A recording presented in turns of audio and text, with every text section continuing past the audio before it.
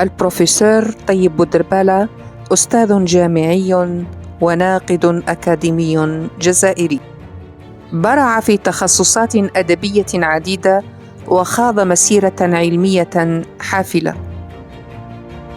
أثرت أبحاثه مكتبات العالم في الترجمة والنقد والأدب المقارن.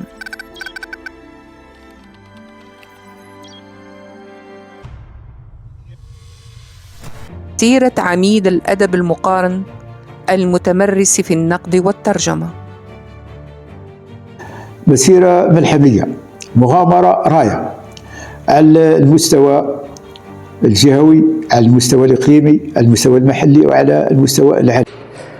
الأستاذ الدكتور طيب بودربالة من جامعة باتنا واحد، ولدت سنة 1948 بمنطقة قريبة من جبل بوعريف، والتي تمثل جزائر الأعماق، جزائر العراقة وجزائر المقاومة. حرصت عائلتي على تمكيني من التعليم القرآني، فانطلقت إلى الكتاتيب وتعلمت القرآن لسنوات عديدة. وبعدها في الحقيقة الاستعمار الفرنسي يسيطر على هذه المنطقة، فأصبح العنف والقمع، وأصبح الاستعمار أكثر شراسة، فعمد إلى عزل هذه المنطقة الجبلية. فوجدنا أنفسنا في قرية صغيرة هي قرية سيدي معصر، وكنت وقتها في السن 10، ولكنني كنت أتشوق وأتطلع، كنت أحلم بتعلم اللغة الفرنسية. كنت محروم من هذه المدرسة لأنني لم أكن في سن التمدرس. سن التمدرس هو 5 سنوات 3 سنوات، وكنت في 10 من عمري. فيوم من الأيام قررت أن أذهب إلى المدرسة. تلاميذ يصطفون للدخول في المدرسة، فما كان مني إلا أن أصطف معهم. فبدأوا يدخلون الواحد تلو الآخر، وعندما جاء دوري طردني المعلم، قال: أنت ليس لك الحق في التمدرس لأن سنك كبير. ذلك حرصت أن أكرر هذه العملية في كل مرة أخيف مع التلاميذ تشوقا للدخول المدرسة، وكل مرة أطرد بقوة من المدرسة. ولكن بعد هذه المحاولات المريرة المتكررة، في يوم من الأيام حن قلبه لي هذا المعلم وقال لي: تعال ادخل المدرسة. يومها أمدني بكراس وكتاب وكل الأدوات الضرورية لأكون حقيقة تلميذا في هذا القسم. وانطلقت في الدراسة. في 62 بعد الاستقلال حصلنا هذا التعليم المزدوج. أن سنة 1964 كانت سنة فاصلة. تمكن طيب بودربالة في هذه السنة من اجتياز امتحان مواصلة الدراسة ليلتحق بثانوية عباس الغرور بباتنا، ويتحصل بعدها على شهادة الأهلية. إنني استبقت الأحداث واستطعت إجراء امتحان البكالوريا قبل وصوله قبل وقته بعام. فنلت شهادة البكالوريا سنة 1970 بمرتبة جيد.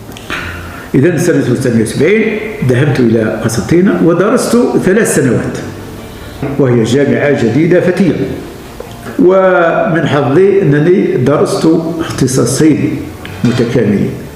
تحصلت على الليسانس في الأدب واللغة العربية، على الليسانس في الحقوق. لأن كان همي الوحيد التحصيل، التكوين، الحصول على المعارف. لكونه تكون في فرنسا ويحمل ثقافة متنوعة متميزة جعلته أستاذا بارزا ومتميزا من بين الأساتذة، وكان في الحق يساهم بما لديه من ثقافة. إذن في سنة 1973 قررت الذهاب إلى فرنسا. في هذه المرحلة سجلت في السوربون الثالثة. إذن بدأت التسجيل في شهادة اسمها تبريز، اسمها موضوع الدكتوراه هو لا فيزيون دو لالجيري l'image de l'Algérie dans le roman algérien. صورة الجزائر في رواية الجزيرة، وهو موضوع حساس استراتيجي لي، صورة عن الجزائر، الأدب الجزائري. و درست بصفة عامة، درست الأدب الجزائري، الأدب الخمسينيات، الجيل الأول، كاتب ياسين، مولود معمري، جيل المؤسسين. ثم درست بعد ذلك إشعاعية هذا الجيل على جيل الاستقلال. ناقشت هذه الرسالة سنة 1982، سجلت سنة 1984 شاهد دكتور مع رجل من رجالات الأدب المقارب في العالم، هو دانيال أنري باجو. سجلت في سوربون، رجعت إلى باريس الثالثة وسجلت رسالة الدكتوراه، وأنجزت دكتوراه الدولة التي ناقشتها سنة 1998، ناقشتها في باريس، رسالة الدكتوراه، وعنوانها جيل جديد من الأدباء الجزائريين. Une nouvelle génération d'écrivains algériens. Réalité nationale et création littéraire en Algérie. الواقع الجزائري والإبداع الأدبي في الجزائر. بدأ الدكتور الطيب بودربالة التدريس في معهد الأدب واللغة العربية بجامعة باتنا سنة 1982، ودرس في أقسام عديدة كقسم الترجمة، وقسم اللغة الفرنسية، وقسم الإعلام والاتصال، وقسم العلوم الاقتصادية. أحد المؤسسين لمعهد اللغة والأدب العربي. وحين أتحدث عن التأسيس الذي أعنيه لا يرتبط بالهيكل الإداري فقط، وإنما هناك تأسيس لتقاليد جامعية في البحث العلمي، في الأداء البيداغوجي.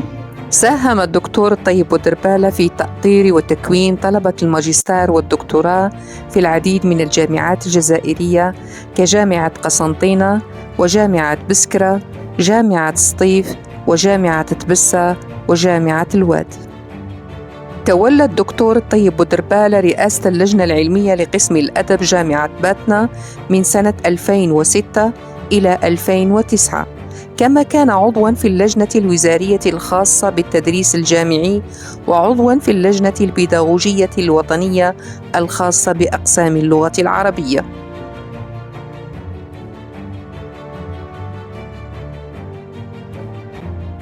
وكثير من الجامعات تستعين بي في الخبرات في السعودية والأردن وغيرها من الجامعات، يرسلون لي رسائل ومقالات وأعمال أدبية نقدية، فأقدم تقييما لهذه الأعمال.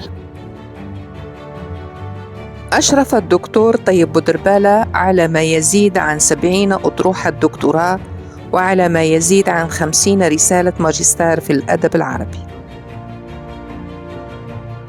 إذا نشطت، وكنت الحقيقة أناقش كذلك في الخارج، أناقش رسائل الدكتوراه، ناقشت كثير من رسائل الدكتوراه في فرنسا، خاصة في باريس. شارك الدكتور طيب بودربالة في لجان الترقيات العلمية لأعضاء هيئة التدريس في عدة جامعات عربية، منها جامعة جدة بالسعودية، وجامعة آل البيت بالأردن. وحضرت عشرات الملتقيات في كندا، في إندونيسيا، في تركيا، في فرنسا. نشاطنا متعدد الاتجاهات في الترجميات. قمت بإنجاز آخر يتمثل في المقارنة. الجمال هذا ممكن. ترجمت له كتاب عنوانه تعريف المستحيل الأدب. ترجمت كتابات، هذا تاع سليمان الأشقر، ترجمته من العربية إلى الفرنسية حول عالم الملائكة.